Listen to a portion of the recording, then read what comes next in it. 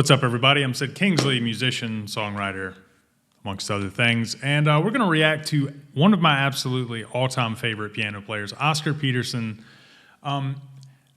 This is an interview he did, like a piano lesson, kind of like on a David Letterman type thing. I think this is Dick Cavett, or it's not Captain Kangaroo, I don't think. I think it's Dick Cavett Show. Before my time, but let's see what Mr. Oscar has to say in this piano lesson. Here. Well, I thank you, and His Grace the Duke thanks you, and Oscar, let's hurry through this. I've got some notes here from my scrapbook. I wonder if it would be possible to pick a tune and have you show us just superficially, perhaps. Are you going to pick a tune that I know? I'll let you pick the tune. No, go ahead. Because I might pick buttons and bows, or who knows.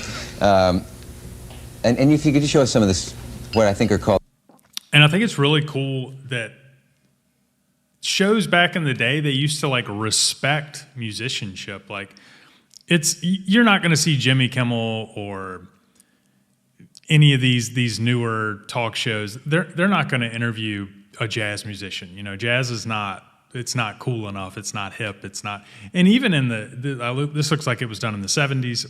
I mean, jazz wasn't that cool in the 70s either. It was still a niche thing, but it's cool that they would actually have like real geniuses on, like Oscar Peterson. So it's cool to see. Called stylistic trademarks of other pianists. Mm-hmm. Now, what do we mean by the phrase "the stride piano of Art Tatum"? The stride piano of Tatum or people of that era is the ability to play the background for yourself and make it work like a rhythm section.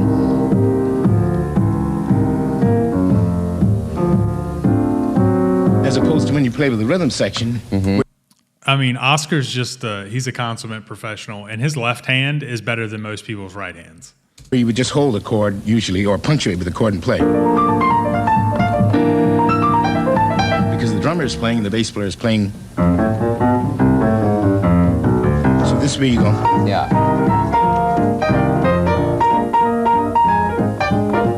So the right hand is really the instrument. I mean, it's just effortless. You can tell he's put a lot of work into it, and he's got pure raw talent. It's beautiful to see. And the left hand is putting the rhythm section out of work. That's right. That's the idea. Okay. What else did I put down here? Oh, yeah, here's something I wrote. Talking about influences on you, and quote, "the two-fingered percussiveness of Nat Cole." Oh. Could you show the two-fingered percussiveness yeah, Nat would do this sort of thing. The TPC. And for people that don't know, talking about Nat King Cole, everybody knows Nat King Cole's voice. He's got a beautiful, rich, warm voice, but he is a motherfucker at the piano. Like that's where he got his start. His trio work before he really started singing, and he was singing then doing like Straighten Up and Fly Right and things like that. But if you go listen to some of those earlier recordings of Nat King Cole, that dude could play. He could play his ass off.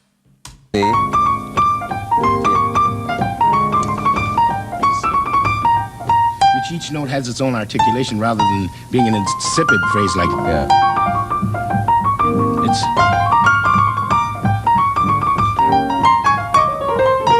and he used mostly the front end of his hand and emphatic to accomplish like this. That, it was very emphatic. Sort of, it was articulated like you do in speech. Then the muzak running all notes together. That's part of the sentence. The other part they could hear in your early influence was the lyric octave work of Earl Garner. Oh, they're talking about the full chords like this. Another piano player, if you're into piano players and jazz, that you need to check out is definitely Earl Garner.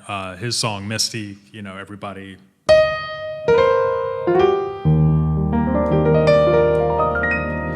Beautiful song. I'm not doing it justice, but I'm sure Oscar's gonna show us a little bit.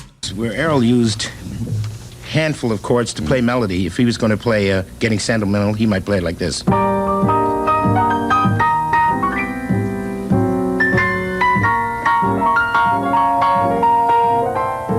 It like that. Yeah. And as I said on another show, you have to know how to be able to do the proper delay so it doesn't sound false. Since you didn't name the airline, you better not name the other show. I won't. Was it run by a middle-aged man with white hair? No. Oh, okay. What about the relaxed block chords, or would that be a typo for black chords? No, I guess not in George Shearing's case. Not in George Shearing. George Shearing used this kind of thing.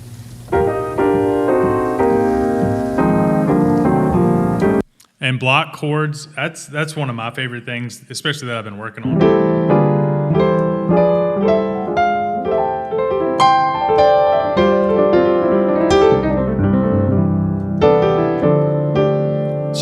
it's beautiful. It's close together. Hey, I love the sound of it, and especially when Oscar does it. Two-run melodies like Roses of Picardy, where he used the fullness of a sax section almost, instead of playing. You get the full chord. Now, play it again with partial chord. Partial chord would be 2 notes, for instance. It's much more sparse. This is full. You know, it just occurred to me that I read so that you had given up singing because you sounded a little too much like a well-known singer. Don't say who it is. I'm not going to say. Let's see. Could you do a little bit of a Blossom Fell and see if the audience can tell who you sound like? I wish I could. Or what's another thing? Give me a kiss to build a dream on. No. Do you really sound like him? Well, it's debatable. You won't do it? That way. I don't want to embarrass you. You're not embarrassing me. I sing occasionally when I feel You do? up to it. Could you sing just a bit and see if you sound like anybody? I'll be the What judge a of whether you day do that. this has been. What a rare mood I'm in. Well, it's almost like being loved. And if you say, Honestly, this is the first time I've ever heard him sing. I didn't know Oscar Peterson could sing, but he definitely sounds like Nat Cole for sure. Donna Summers, you're in deep trouble. And so are you. That's right. No, I think everyone...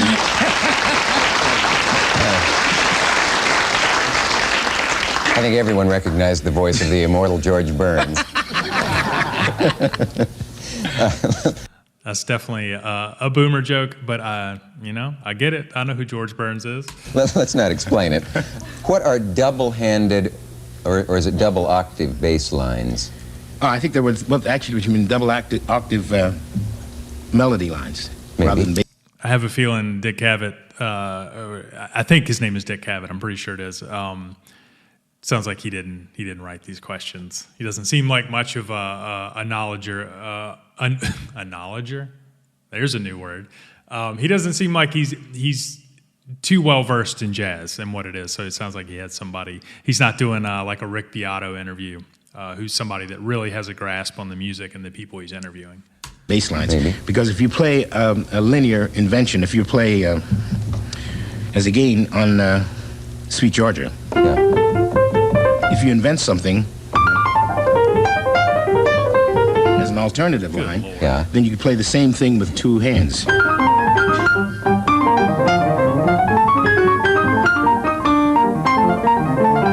Are they doing the identical thing, those Yes, 2 hands? Right? Right. So but you get it in 2 different places in the piano. It gives a little different substance. This is a little difficult to do if you haven't been doing it. Was that ever hard for you, or when the first yeah. time you tried that, could you do it? No, I couldn't do it the first time I tried it. Okay. What would I be hearing if the pianist was tonality based? I've seen that term thrown Oh, around. you'd be hearing, all right, if you take this same tune, Roses. He's in fact never heard that term thrown around. Okay. Picardy, right? You'd hear this sort of thing. Melodies.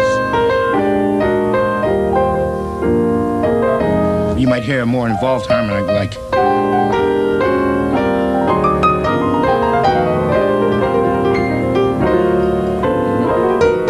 Whatever they chose to do. You're just moving the harmonies around and changing them to give it a different shape to the tune.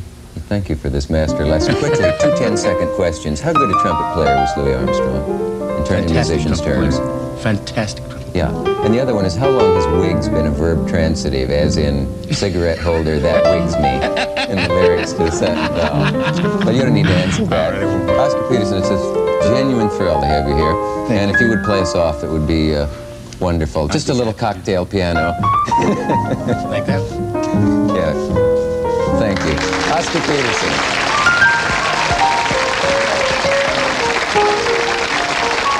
So it is the Dick Cavett Show.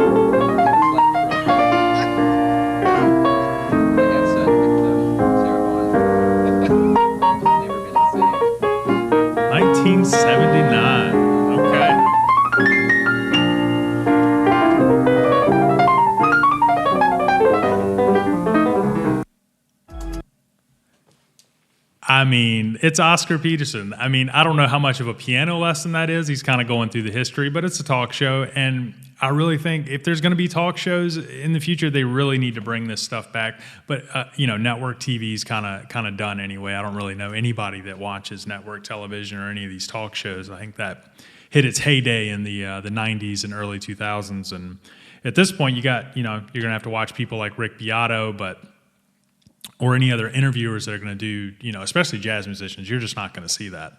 But that was really awesome. If you like this content, make sure to like, subscribe, hit the notification bell. And let me know if there's anything that I should check out that I haven't seen. I'm obviously picking, people that I like. Oscar Peterson's one of my all-time favorites. Somebody to always learn from and look up to. So we'll see you next time, and take care.